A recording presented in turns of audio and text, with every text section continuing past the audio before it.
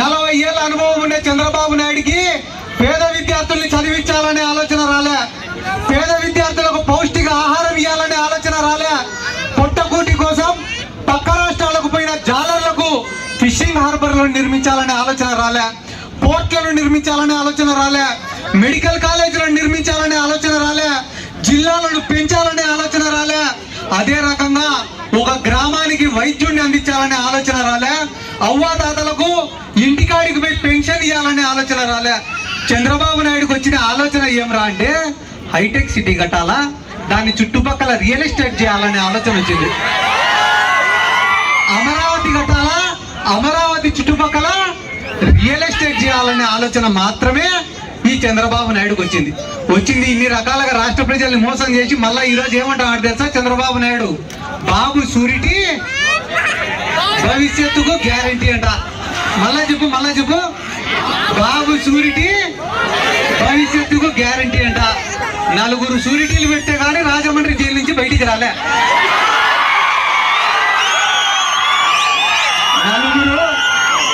4 షూరిటీలు పెట్టే కానీ రాజమండ్రి జైలు నుంచి బయటికి రానోడికి ఈ రాష్ట్ర ప్రజలకు గ్యారంటీ ఇస్తాడంట ఈ చంద్రబాబు నాయుడు. ఒక కుటుంబానికి ఆపద వస్తేనో, ఇంట్లో తండ్రికి ఆపద వస్తేనో, తల్లికి ఆపద వస్తేనో, చెల్లికి ఆపద వస్తేనో మనం ఏం చేస్తాం? ప్రాణం అడ్డం పెట్టి పోరాడతాం, అంతేనా? చంద్రబాబు నాయుడిని అరెస్ట్ చేస్తే నారా లోకేష్ ఢిల్లీకి పోయినాడు. ఎందుకు పోయినావు లోకేష్ నువ్వు ఢిల్లీకి అంటే లాయర్లతో మాట్లాడేదానికి పోయినాడంట. ఒకరోజు చంద్రబాబు నాయుడు కాడికి పోయి అడిగినాడట నా లోకేష్, డాడీ వీళ్ళు ఎవరు నీకు బెయిల్ తేలేకుండారు కానీ నీ తరఫున నేనే వాదిస్తా డాడీ అన్నాడంట. ఒరే ఎంత పనికి మాలిన లాయర్ వాదించినా కూడా ఒక నెలకు బయటికి వస్తారా? నువ్వు వాదించినావంటే ఈ జన్మకు రానరా నేను బయటికి అన్నాడ.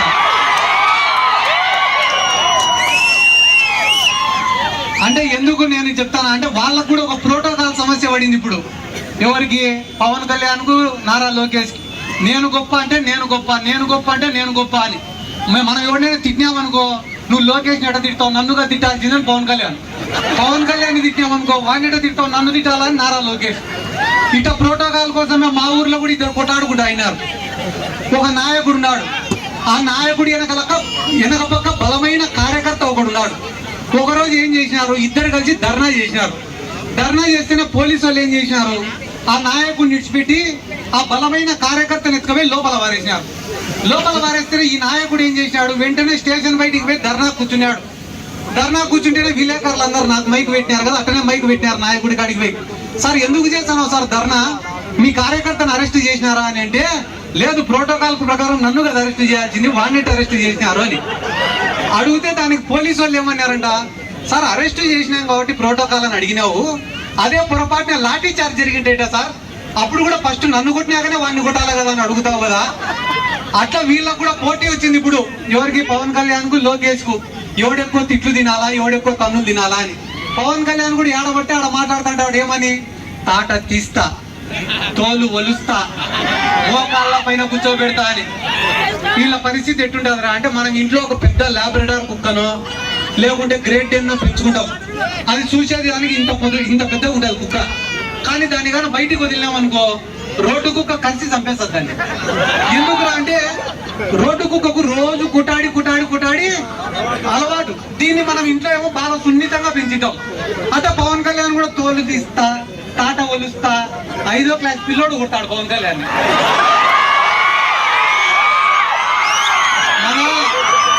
మన గవర్నమెంట్ స్కూళ్ళల్లో చదువుకుని 5వ క్లాస్ పిల్లోడు కొట్టాడు.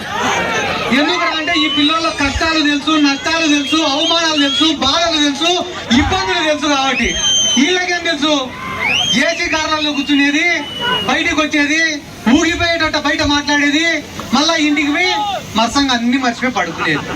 వాస్తవమే కదా. జగన్మోహన్ రెడ్డి గారు ఏ రోజన్నా కూడా పవన్ కళ్యాణ్ కానీ ఇంకొకరిని కానీ తప్పుగా మాట్లాడినాడా, దూషించినాడా? ఇదే పవన్ కళ్యాణ్ మైకు పట్టుకొని వీధి తిరిగి చెప్పినాడు ఏమని, చంద్రబాబు నాయుడు, నారా లోకేష్ నా తల్లిని దూషించినారు, నా తల్లి గురించి తప్పుడు ప్రచారాలు చేసినారని చెప్పి రాష్ట్రం అంతా తిరిగి చెప్పినాడు.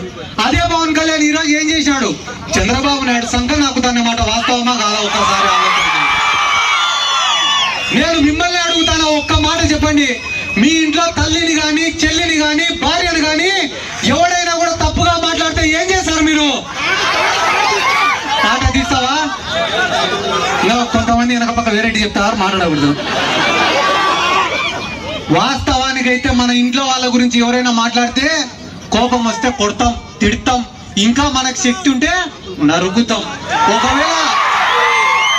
ఒకవేళ అది చేసే శక్తి గాన మనకు లేకపోతే కనీసం అటువంటి వ్యక్తులకు దూరం ఉంటాం.